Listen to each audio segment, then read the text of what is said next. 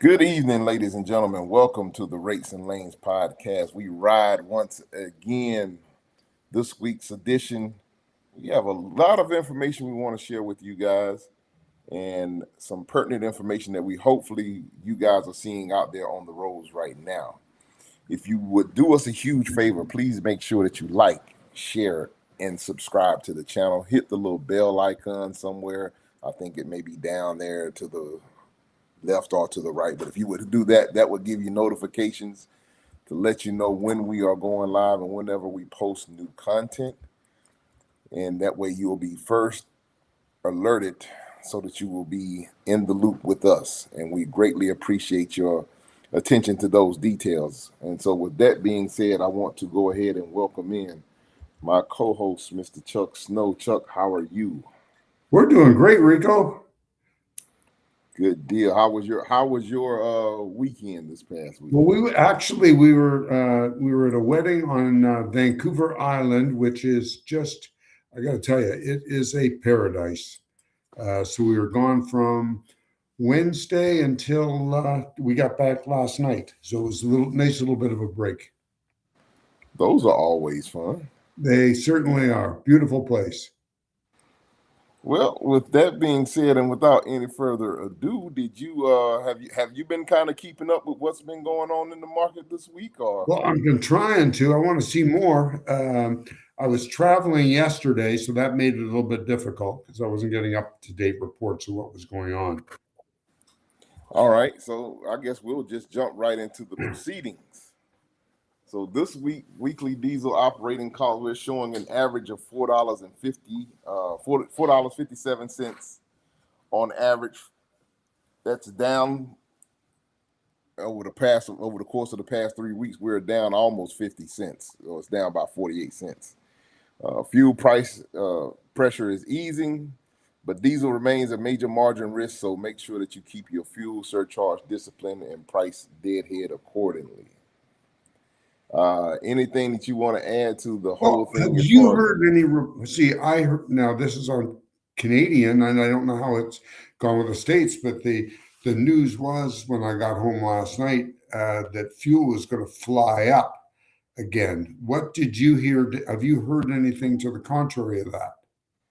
I have not heard.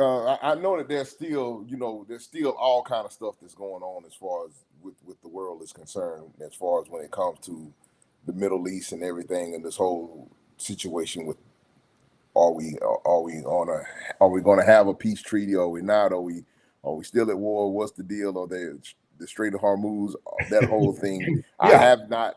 I have not. To be completely honest, I am not completely in the loop on all the proceedings on that end of the market. But whenever we have these conflicts and things throughout you know, in the world, because we are in a global market, it always is going to have some type of an effect. 100%. And certainly the oil traders do very well during these times.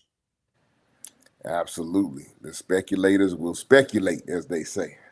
Yes, they will. And that's where they make billions and billions of dollars. And us peons are putting fuel in our trucks and cars. And it's costing us, it's costing us a fortune, and they're making a fortune. And well, and of course, just as a reminder for everyone that these rates and everything that we're going to be talking about and showing you guys, this is without the fuel surcharge included. So make sure that you are, whatever you are negotiating, make sure that you are including your fuel surcharge. Of course, as always, your mileage may vary depending upon where you are in the market conditions on where you are. So we're trying to give you guys a broad 50,000 foot overview of what's going on. And this week for dry vans, we're showing that the average rate for dry vans is checking in at $2.50 per mile. That's a seasonal high. I think we're close to. I think we have actually broken records when it comes to dry van spot market rates. That's 51% year over year higher. The load to truck ratio for dry vans is sitting at a very strong 12.11 loads to truck per ratio. Bellwether markets, the average is $3.05 per mile. So the carrier takeaway is that capacity remains tight after July 4th, protect pricing on Midwest and Southeast outbound freight. So that's where we stand on that one. Anything you want to add on this one, Chuck? No, just the only thing I want to add with anything, when you're accepting a rate, just take into consideration where you're going and where you're going to have to fill up and see what fuel prices are doing there because there are some states that are more than others. Like, for example, if you have to run into California and you've got to buy fuel there, just keep that in mind how expensive fuel can be. Absolutely, absolutely, and like we always say, just try to. This will help insulate you if you kind of taking our advice from our standing advices by creating your lane and your dumbbells. Of course, that's what we kind of renamed the show after rates and lanes. So make sure that you know your lane, and that way you can operate really efficiently. It's the only way. Moving over to the flatbed portion of the reports, flatbed has been the darling of the industry. Flatbed has been on a tear, so we are showing that the average price for flatbeds is at $3 even, $3 per mile even. That's historic fuel excluded high, and that's up 45% year over year. Load to truck ratios for flatbeds remain very, very strong, 53.32 on average. Industrial corridors, that rate is around 360 per mile. Wow. Carrier takeaways equipment posts are 30% below last year. Tight capacity supports firm pricing in the Texas, Georgia, and Alabama markets. Incredible rates. Good stuff all around. Make me almost wish I had a flatbed. Now, don't be fickle. You know what? You can't keep. You got to stay in your lane. Yeah, stay here. Gotta, hey, as the song says, don't go chasing waterfalls. Stick to the rivers and the lakes you used to. You got it. There's a lot of truth to that. So moving over to what we are familiar with, reefers. Reefers is checking in at $2.83 per mile.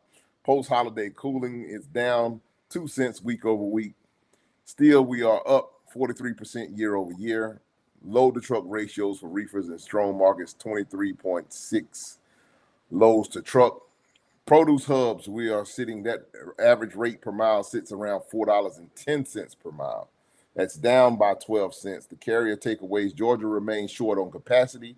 Avoid chasing 1 week spikes. Favor durable food and produce lanes. Those, if you are a reefer carrier, those are the places that you need to be. Those are the markets and things that you need to be focusing on. So we are, and I've noticed anecdotally, I have noticed as far as my own operation, it's been a little bit tougher on getting some pricing, even with strong load to truck ratios in some markets. It all depends on your strategy. Sometimes, if you're willing to take a little bit less to go where you want to go, if it's still within your area of service, maybe it might be better to reposition to get back to the strongest point in that area of service so that you can get a much better outbound rate again versus just kind of bouncing around or chasing smaller numbers. You may take a little bit of a hit, but if you've done your work on the front end, you should be okay on the back end. Yeah, 100%. If you end up in a place, and a great example of this, you end up in a place, let's say you're 200 miles southwest of Dallas, and there's nothing there. You may be, or very little there. You may be much better off to just deadhead over to Dallas and then grab yourself a good load out of there if there are good loads that week. Right, and I'll be just as an example. I have I'm planning on going down. I'm headed to Florida right now as we speak. Getting ready to head down to Florida, and I knew Florida had done cooled off majorly, but I tried to make sure that I got enough money on the front end to go down into Miami, the Miami market, which is kind of cool. I have a night delivery tonight, so I may end up just getting unloaded tonight and bouncing up to a better market in the morning. We shall see. I'm negotiating on some stuff going down and we'll see if anything produces on the way going down. But I unload tonight, so hopefully, if I don't have anything locked in by the end of business today, and I'm unloading tonight, I know where I can kind of reposition for tomorrow so that I can get a good load. Yeah. Now, would you, since you're going to Florida, would you just consider just deadheading north towards the Georgia border rather than? Well, there are two different possibilities that I noticed I'm actually two different scenarios. I could, and by it being kind of the middle of the week, that's the first scenario that I may go with is I may just bounce around and do some local stuff down in Florida. You can still Right. get very decent rates going from, say, for instance, from Miami to Lakeland or something like Right. that. You can still those lanes are still, from my experience, you still can get about $1,000 on that Wow. lane. You still can kind of get somewhere in that ballpark of 1,000. So it may be depending upon how bad the load needs to move. You may get some pushback, but you still can be. I think that if, as far as a one truck operation, is if I can produce, if I can get at least $750 for a day per day, then I think that's a good day. And like I said, I got a premium going down, so I've already got some cushion built in. Right. So I'm not looking at it. I'm looking at it as a instead of looking at it as a one load situation. I'm trying to make sure I'm averaging out my week. And so Sure. by doing that, of course, I know I understood that I might take a little bit of a short on this one move, but hopefully we can play it into our favor, so it's still overall for the week will be very profitable. That sounds like a win. And overall, we have the visuals up for the overall trucking market for week 28. Truckload market capacity is still tight. Dry vans are averaging $2.50 per mile on average. That's still 51% year over year, up 51% year over year. Reefers is averaging 283. That's up 43% year over year. And flatbeds is still very strong, averaging $3 per mile on average. That's up 45% year over year. The load to truck ratios for each prospective segment, we're sitting at an average for dry vans at 12.11. Reefers were sitting at 23.6. And load to truck ratios for flatbeds are very strong at 53.32. Whoa. Post-holiday loads fell, but capacity returned even more slowly. Carriers retain pricing leverage on disciplined lanes. That's the key takeaway. On disciplined lanes, Right. you have to make sure that you are keeping your discipline. Don't go, like I say, don't really go chasing for stuff. I have people all the time that call. We're calling. We got a load. Are you interested in going to New York? No. I ain't been to New York and I don't know how long. Just like I, going to Montana, like. I haven't. Be honest with you, I have not been north of Maryland, and I don't know how long. I have been up to Virginia. Virginia is about as far north as I've gotten to, and that was really an aberration when I did that one. So I kind of try to stay my market that I try to set for myself. I'm based out of Atlanta. I will service within a 4 to 450 mile radius of around Atlanta, and those are the places that I try to stick to. That way, I'm only one dispatch away from getting back home, and also Atlanta has been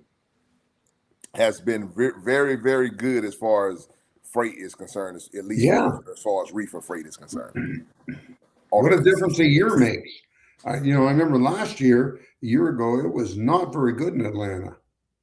Yeah, it was tough, but like I said, and when we started seeing the turnaround, and that's another thing this week.